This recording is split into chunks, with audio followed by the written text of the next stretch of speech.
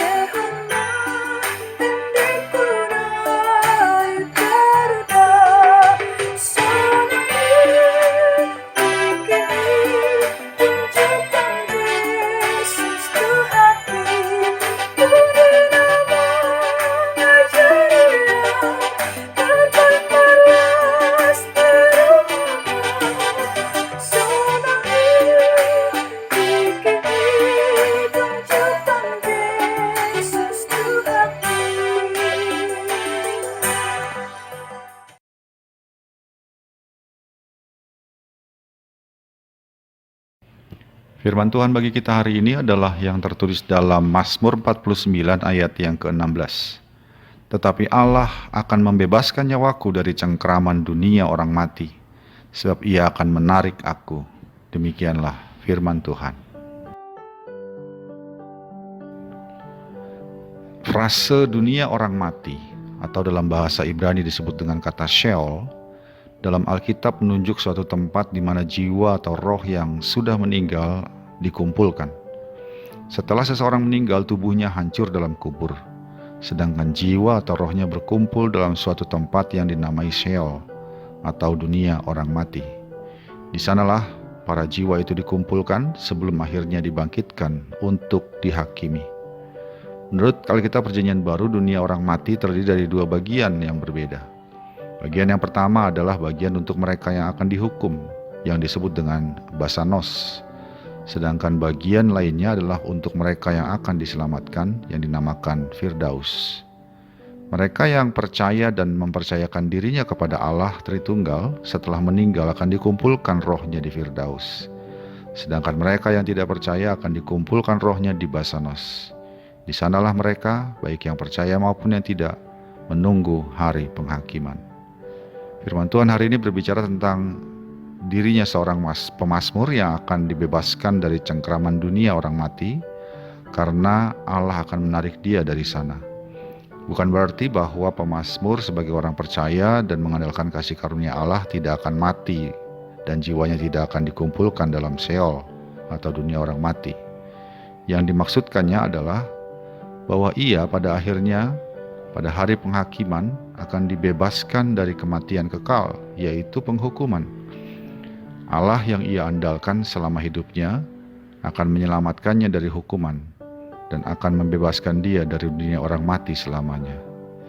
Ini berbeda dengan nasib orang-orang yang tidak mengandalkan Tuhan, yaitu mereka yang mengandalkan kekayaannya dalam hidup mereka. Seberapapun besarnya kekayaan mereka, tidak akan dapat membayar tebusan bagi jiwa mereka dari hukuman, tidak akan dapat membebaskan mereka dari dunia orang mati.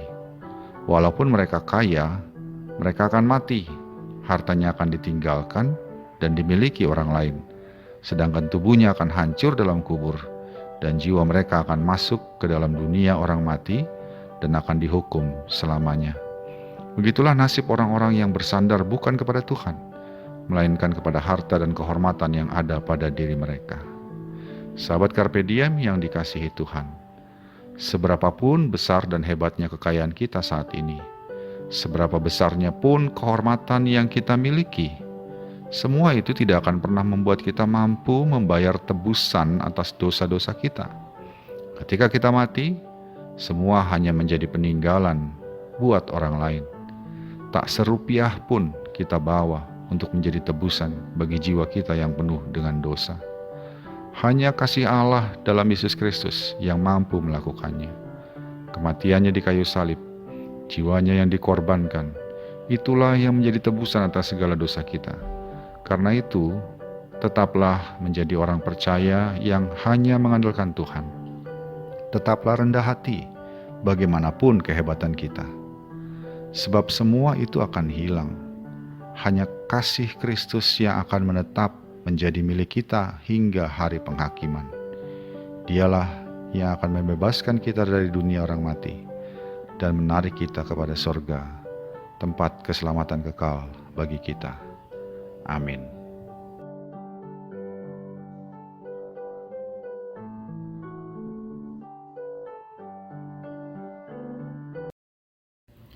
Marilah kita berdoa. Ya Allah Bapa kami, kiranya Engkau melindungi kami dari sikap yang silau oleh kekayaan dunia, sehingga kami tetap boleh rendah hati dan hanya mempercayakan diri kami kepadamu, bukan kepada harta dan kehormatan. Sebab hanya Engkaulah dalam kasih-Mu dalam Yesus Kristus yang mampu menyelamatkan kami dari cengkraman dunia orang mati. Dalam Yesus Kristus kami berdoa. Amin. Kasih karunia dari Tuhan kita Yesus Kristus, anugerah dari Allah Bapa kita, dalam persekutuan dengan Roh Kudus, kiranya menyertai engkau sekarang dan selamanya. Amin.